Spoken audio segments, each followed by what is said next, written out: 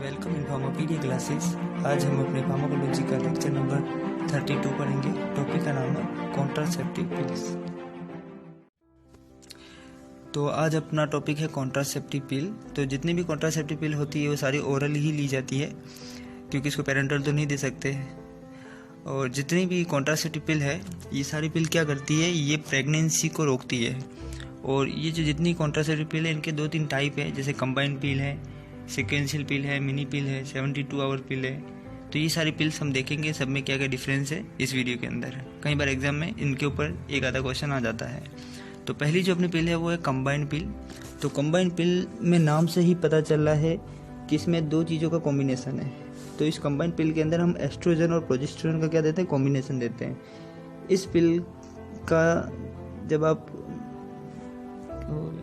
का स्ट्रिप आप जब देखोगे तो उसके अंदर टोटल पिल रहती है 28। उसमें 21 जो पिल होती है उसको बोलते हैं एक्टिव पिल, और जो पीछे जो 7 पिल बचती है उसको बोलते हैं इनएक्टिव पिल। ये जो एक्टिव पिल है 21, इसके अंदर क्या एस्ट्रोजन और प्रोजेस्टेरोन का क्या कॉम्बिनेशन रहता है। तो ये एस्ट्रोजन प्रोजेस्टेरोन का जो कॉम्बिनेशन है ये 21 डे लिया जाता है। और बाद में जितनी 7 पिल बची है जिसको इनएक्टिव पिल बोलते हैं, इसके अंदर हम आयरन और फॉलिक एसिड देते हैं। क्यों देते हैं, क्योंकि पता है 7 दिन ये मेंस्ट्रुअल साइकिल के दिन रहते हैं, इस दिन ब्लड का लॉस हो जाता है, तो हम इसलिए आयरन और फॉलिक एसिड की टेबलेट देते हैं 7 दिन के लिए। अभी जो कंबाइंड पिल और जितनी भी कॉन्ट्रासेप्टिव पिल रहती है इनका मैकेनिज्म एक्शन सिंपल है। ये क्या करते हैं, ये इनहिबिट करते हैं ओवुलेशन को, जो फॉलिकल के अंदर जो ओव्यूल निकलते हैं फीमेल में, तो उस प्रोसेस को ये क्या करते हैं, रोकते हैं। अब जितनी भी कॉन्ट्रासेप्टिव पिल है ये हर दिन ली जाती है। तो ये जो कंबाइंड पिल है तो इसका जो मोस्ट कॉमन एग्जांपल है वो है माला डी एंड माला एन। तो इसका नाम आपने सुना होगा, गवर्नमेंट की बहुत सारी मेडिसिन मिलती है फ्री में, माला एन माला डी। तो ये जो माला एन है इसके अंदर कौन से साल्ट है ये अपने को याद करने हैं। तो इसके अंदर norethisterone plus ethinyl estradiol. तो ये जो इथिनाइल एस्ट्राडायोल है ये तो है एस्ट्रोजन, और नॉन इथिन एस्ट्रोन है ये है प्रोजेस्टेरोन। तो मैंने ऊपर बताया था कि कंबाइंड पिल के अंदर 2 कॉम्बिनेशन दिए जाते हैं एस्ट्रोजन और प्रोजेस्टेरोन के। तो यहाँ पे आप देख सकते हो माला एन के अंदर norethisterone and ethinyl estradiol. इसी तरह माला डी है, तो माला डी के अंदर क्या दिया जाता है, लीवेनोगेस्ट्रल प्लस इथिन एस्ट्राडायोल। तो ये जो इथिन एस्ट्राडायोल तो ये तो है एस्ट्रोजन, और ये जो लीवेनोगेस्ट्रल है ये है प्रोजेस्टेरोन, उसी का टाइप है ये। अब ये कंबाइंड पिल है, इसका साइड इफेक्ट है ये क्या करती है, एंडोमेट्रियल कार्सिनोमा करती है। नेक्स्ट जो अपनी पिल है उसको बोलते हैं सीक्वेंशियल पिल। तो सीक्वेंशियल पिल से भी आपको पता चलेगा, ये भी सीक्वेंस में दी जाती है। टोटल इसके अंदर 21 पिल्स रहती है। इसमें जो 15 दिन जो इनिशियली रहते हैं 2 वीक, उस 15 दिन में हम क्या करते हैं, सिर्फ एस्ट्रोजन ही दिया जाता है इसके अंदर। तो देखो सीक्वेंशियल पिल में क्या दिया जाता है, ओनली 15 दिन एस्ट्रोजन।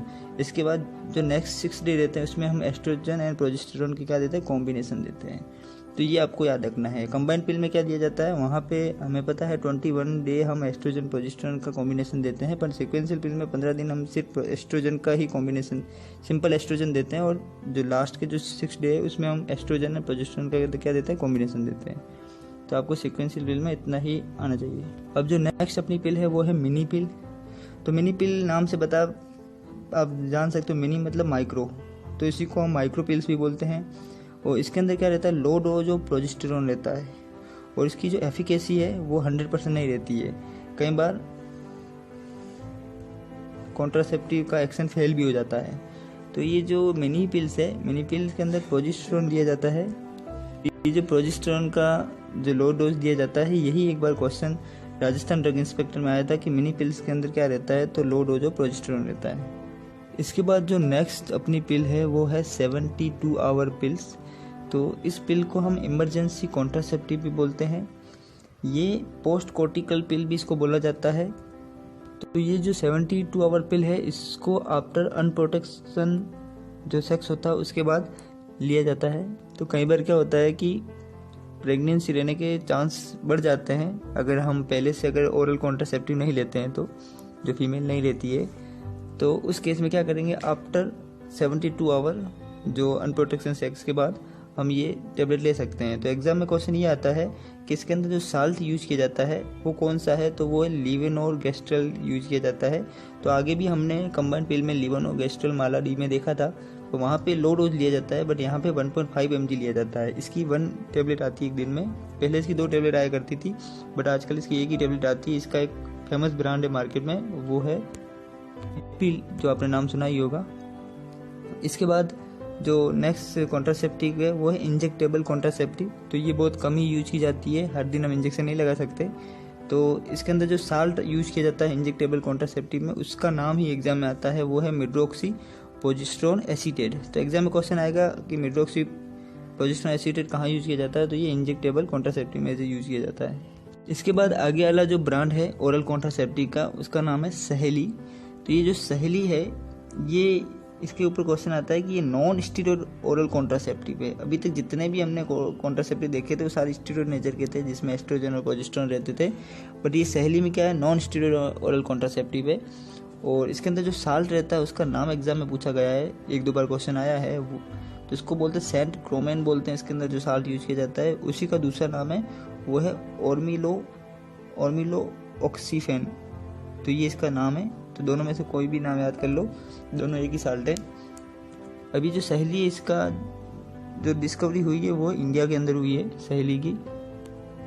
तो इसकी डिस्कवरी CRI लखनऊ में हुई है, और आजकल ये बैन हो गई है क्योंकि ये हेपेटोटॉक्सिसिटी कोज करती है, तो इस वजह से इसको बैन कर दिया गया है। अब अभी तक हमने जितने भी कॉन्ट्रासेप्टिव देखे उन सबके साइड इफेक्ट कॉमन ही रहते ज़्यादातर, जैसे कि नोजिया वोमिटिंग, दूसरा है वेट गेन हो जाना। तो फीमेल में आफ्टर मैरिज आपने देखा होगा कि वेट गेन हो जाता है, तो उसका एक रीज़न ये भी हो सकता है। इसके बाद क्लोटिंग फैक्टर सिंथेसिस भी इंक्रीज हो जाता है, और एक और साइड इफेक्ट है मोस्ट इम्पोर्टेंट, वो है क्लोस्मा। तो ये जो क्लोस्मा ये साइड इफेक्ट है, तो इसमें क्या होगा, पिगमेंटेशन हो जाते हैं स्किन के ऊपर। इसका भी हम एक पिक्चर देखेंगे। ये जो आप पिगमेंटेशन देख रहे हो स्किन में, तो इसको क्लोस्मा बोलते हैं। जो ये ओरल कॉन्ट्रासेप्टिव जब लॉन्ग टर्म लेते हैं तो ये साइड इफेक्ट देखने को मिलता है। ये जो आपको ब्रांड दिख रहा है, ये है माला एन और माला डी, जो कंबाइन जो ओरल कॉन्ट्रासेप्टिव पिल है उसका एग्जाम्पल है। ये गवर्नमेंट हॉस्पिटल में ये जो ब्रांड है ये फ्री में मिलता है। ये जो आपको पिक्चर दिख रही है, ये सीक्वेंशियल पिक की, सीक्वेंशियल कॉन्ट्रासेप्टिव की। तो इसके अंदर देखो आप, ये जो 1 से लेके इनिशियल जो ये 16 दिन है, जो वहाँ पे मैंने आपको 15 बताया था, ये जो 16 है इसमें क्या एस्ट्रोजन डोज रहती है। फिर इसके बाद जो आगे ये 22 तक 6 डे है, तो इसके अंदर एस्ट्रोजन प्रोजेस्टेरोन की डोज रहती है, और बाकी जो बच्ची जो ये टेबलेट है ये सारी आयरन एंड फॉलिक एसिड की रहती है। तो ये सीक्वेंशियल ओरल कॉन्ट्रासेप्टिव है। और ये जो आपको दिख रही है पिल्स, तो ये पिल है आई पिल, जिसको हम इमरजेंसी पिल बोलते हैं। इसके ऊपर लिखा हुआ है इमरजेंसी कॉन्ट्रासेप्टिव पिल। तो फाइनली हमने ये छोटा टॉपिक है कॉन्ट्रासेप्टिव के ऊपर, ये हमने कंप्लीट कर लिया है। इसके ऊपर कभी कभी एक आधा क्वेश्चन आ जाता है, और ये बहुत ईजी टॉपिक है। तो थैंक यू सो मच मेरे वीडियो को देखने के लिए। मेरे चैनल को लाइक करो, सब्सक्राइब करो चैनल को। Thank you.